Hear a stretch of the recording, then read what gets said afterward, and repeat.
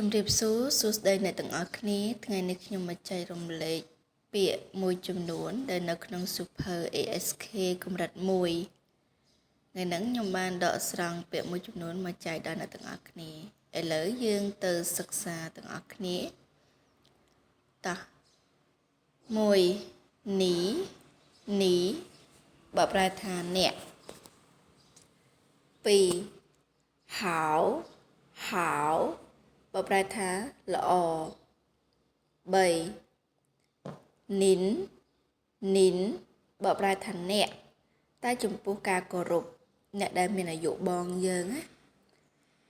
4នីមិន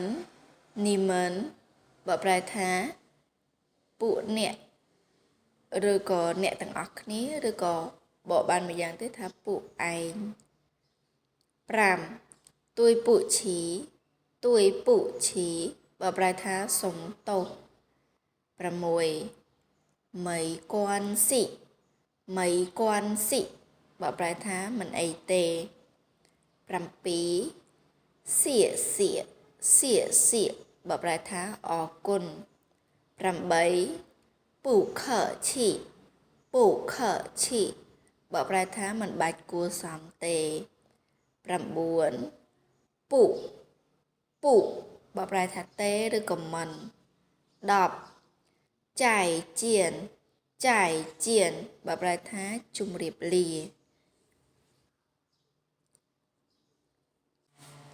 តោះឥឡូវយើងបន្តទៀតនៅក្នុងកម្រិត ASK មួយដដែលឥឡូវយើងថែម10ពាក្យទៀតតោះលេខរៀងទី11ជៀវបើប្រែថាហៅឧទាហរណ៍ថាប៉ាជៀវវប៉ាហៅខ្ញុំណាអូខេឬក៏បកបានមួយទៀតថាឈ្មោះបកប្រែថាឈ្មោះឧទាហរណ៍ថាខ្ញុំឈ្មោះកញ្ញាអីចឹងមកគឺយើងត្រូវនិយាយថាវជៀវកញ្ញាអូខេអញ្ចឹងពាក្យជៀវហ្នឹងបកប្រែបាន2ណាបកប្រែថាឈ្មោះហើយនឹងបកប្រែថាហៅតោះចូលទៅដល់លេខ12សិនមើបកប្រែថាអ្វីឬក៏ស្អីឬក៏ថៃអីអញ្ចឹងទៅលេខ13មីងជឺបើប្រែថាឈ្មោះដែរណាលេខ14វបើប្រែថាខ្ញុំលេខ15សឿហ្នឹងហើយសឿហ្នឹងបើប្រែថាគឺឬក៏គឺជាលេខ16ឡៅស៊ឺបើប្រែថាលោកគ្រូឬក៏អ្នកគ្រូ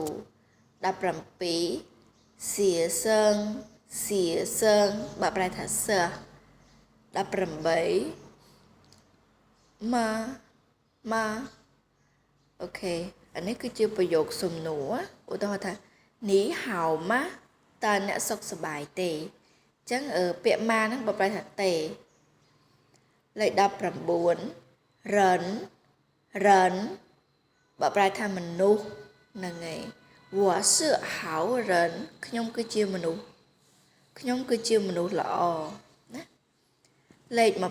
20ចុងគួបើប្រែថាប្រទេសចិន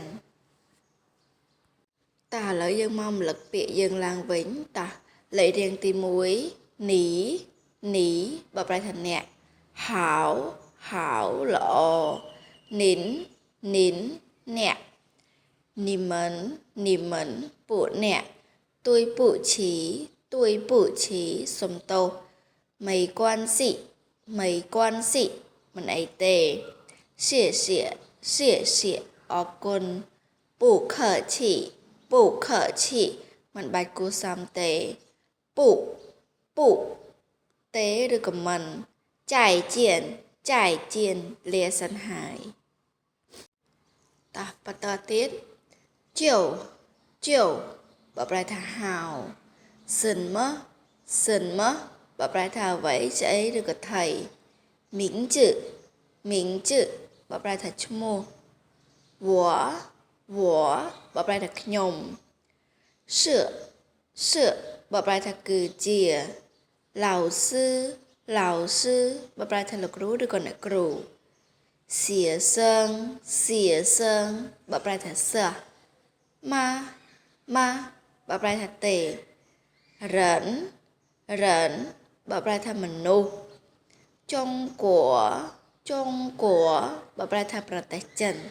អូខេថ្ងៃនេះខ្ញុំមកចែករំលែកជាមួយអ្នកទាំងអស់គ្នាត្រឹម20ពាក្យនេះជួបគ្នានៅវីដេអូក្រោយខ្ញុំនឹងបង្កើតជាប្រយោគយកពាក្យនីមួយៗដែលយើងរៀននៅវីដេអូនេះនឹងយកទៅបង្កើតជាប្រយោគដល់អ្នកទាំងអស់គ្នាអូខេចាំជួបគ្នានៅវីដេអូក្រោយ